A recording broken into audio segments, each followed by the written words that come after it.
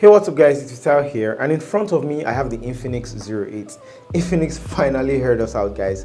Right off the bat, you get a 90Hz refresh rate screen, you get a headphone jack which every manufacturer is taking away now, you get USB-C, high megapixel cameras even though megapixels aren't the ultimate decider for how good a camera should be, you get Helio G90T, a gaming focused processor on here which handles well, and of course, a 33-watt fast charger. It's in a pretty unique spot for Infinix smartphones, and in this video I'll be giving you guys a first look and my impressions and unboxing of the Infinix 08.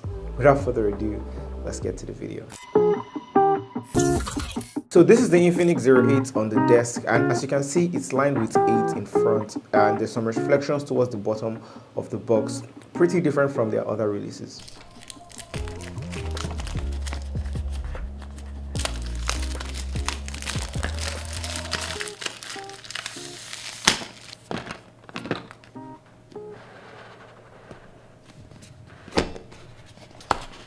Alright, so when the box is opened, the first thing we get is the device with all of the main highlights on the front sticker, but we'll put it to the side for now. Taking the separator plastic out the way, we get a small envelope with icons that shows what's left in the box, cables, headphones, adapter, and a case. But inside this envelope, or on the back of it, is where we get the SIM ejector too. Then we get the warranty card, X-Club member invite, a screen protector which is nice to have, and you get a couple of neon Infinix 08 branded stickers. That is all in the envelope, and back to the accessories, we have a nicely done rubber case with all the appropriate cutouts, and it's designed by Oraimo. Next up is the charging brick. This is really big and I can't wait to test out the charging capabilities and know how fast the 33-watt really performs. Next is a very interesting design 3.5mm headphone, quite shiny too. I kind of like this design. Last but not least is this cool looking orange colored accent USB-C cable. Guys, it's been a while since we've been asking for it, and at least it's here. It's commendable. Also, if you've gotten this far into the video, thank you so much for watching. I'd love it if you could consider giving this video a thumbs up, and of course consider subscribing to the channel and hitting the bell icon beside it so you'll be the first to know when my full review drops, and I'd really appreciate that. Taking the wrap off the front welcomes you to the 6.85-inch IPS LCD display, which we'll come to in a bit. And of course, up front is where the earpiece and pill-shaped dual camera sit.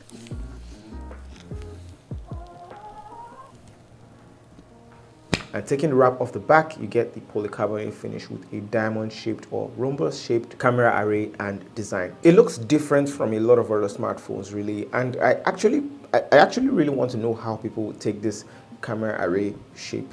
In a world of multiple back cameras and squares, circles, this takes a different turn. I'd like to see how this plays out. Anyway, it's got a subtle amount of gradient finish, but it's also a fingerprint magnet, and there are 3 options. I don't have the exact names for them, but I have the black gradient version, and there's also a white gradient version and green gradient version as well. For the ports and I/O, there's nothing on the top. We have the power button / fingerprint reader on the right side, and above it are the volume rocker keys. The left side houses the slot for your micro SD card and dual nano SIMs, and at the bottom is where we've got the headphone jack, microphone, USB-C port, and speaker grill. One of the major highlights on getting the 08 is that 90Hz display. That 90Hz sits on a 1080p display, 1080 by 2460 in pixel terms, and for a limited time I had it, it was actually smooth to use. Viewing videos were certainly also good to look at, although I'm not sure about HDR quality on here, but it's a 21 by 9 1080p display that was quite good with picture quality, and of course you also get full HD streaming as well in 1080p.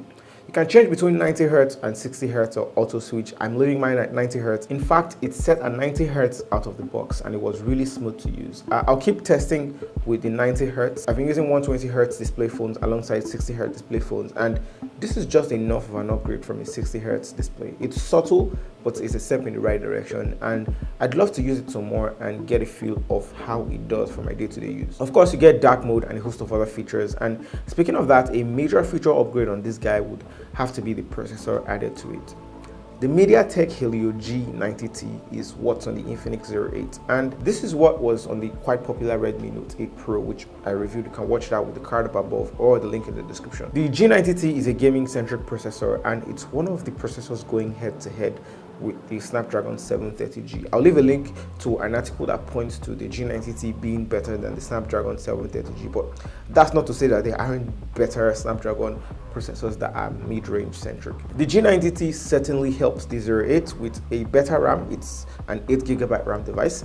The G90T also supports UFS 2.1 storage, but I'm not sure which kind is on the 08. However, I've got 120GB storage. Cameras also benefit with the processor as well. 64 and 48 megapixel cameras are on this phone alone. And of course, a fast charging battery, for which Infinix adds 33-watt fast charging on here to help support that 4500 milliamp hour battery, which I've only been using it for some time, and I'll have my full comment on the battery life in my later video. When I tried gaming from the limited amount of time I had, it was smooth, and I noticed no lag at all, and it's been commendable so far. However, I did block the speaker sometimes when I was gaming.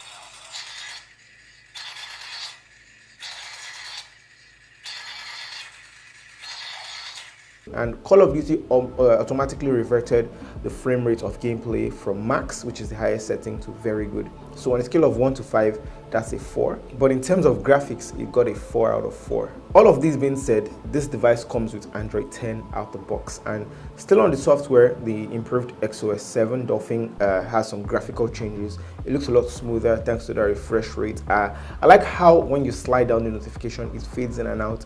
It's nicely designed, custom icons and graphics. The side edge panel no longer just shows up and interrupts, but it can be pulled up when you drag and hold from the edge until you release. It doesn't come out. It's useful in some cases. You know, we have just a couple of subtle improvements on here. Like I said, a deeper look would help me get some of the actual capabilities and what's novel about this device here. Right off the bat, I didn't like the fact that there were too many apps and third-party stuff. The bloatware that it comes with was plentiful.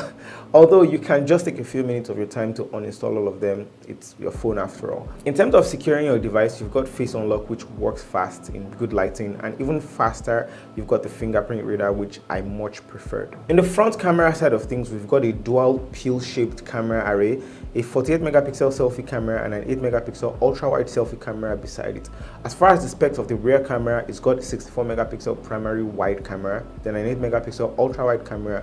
In addition, you get a 2 megapixel low light camera for low light video and a 2 megapixel depth sensor, and of course you get the LED flash. When I check the camera mode of the back camera, you can actually shoot 4K in 30 FPS, 1080p in 60 FPS and 30 FPS, which is cool, and for the lowest 720p in 30 FPS. This is only available in the main 64 megapixel camera. You can go up to 4K in the 8 megapixel ultra wide lens, only 1080p, 720p and 480p. Another addition is slow motion. You can go as high as 960 FPS in slow motion, which is crazy to think of, and 240 frames per second or 120 frames per second. I'll be testing this later, but these are some interesting stats. You've also got short video mode, normal mode, AI camera mode, which is the default, beauty mode, bokeh mode, aka portrait mode, super night mode, professional mode, super macro mode, panorama mode, and document scanning for scanning documents mode. That's 11 camera modes for the rear camera, 12 if you count Google Lens. In the front camera, it's 8 modes: wide selfie mode for panoramic selfie, super night mode, portrait mode, beauty mode, AI camera mode, which is the default again, video mode, which you can go also up to 4K and 1080p, short video mode for Instagram videos and all social media stuff, slow motion mode, which you can shoot only 120 FPS and 240 FPS slow motion in it. I like that the camera section can now disable the fingerprint being used as a shutter to capture images and and videos. It's a cool feature, but it can get in the way of normal use when you're with your camera, or as I complained in my Note 7 video, it can just trigger recording on its own. That's an improvement in my opinion here. I think the Infinix 08 is something to look into or keep an eye on. It's got a lot of new features from Infinix in a while. It's certainly better, and I'd encourage anyone who wants to buy this, based on watching this, to first try it on a display stand at a store before you buy, and of course being safe about it. You've got USB-C, 90 Hz, the G90T gaming processor, dedicated gaming processor. A lot of cool features are on here. Fast charging, 33-watt fast charging, which I think is cool. I think are all cool together, bundled in this device. And according to a press release, Infinix is launching this for $258, or between 100 to 130,000 naira. The pricing information will be displayed in the description below. when I have all the info. Let me know what your thoughts are, guys. Do you think Infinix really upgraded here? And would you be getting one? Let me know in the comment section below. I'm sure a lot of people will be like, oh, all these features are in some devices like OnePlus, those higher end, but this is an improvement from a brand that is basically based here. If you found this video useful, please do share it. A lot of people might have questions about it, and you'll have some answers. Please leave a like if you enjoyed this video, and consider subscribing and hitting the bell icon beside it to turn on notifications so you'll be the first to know when the review is out and any video I upload. Thanks again for watching. I'll see you guys in the very next video.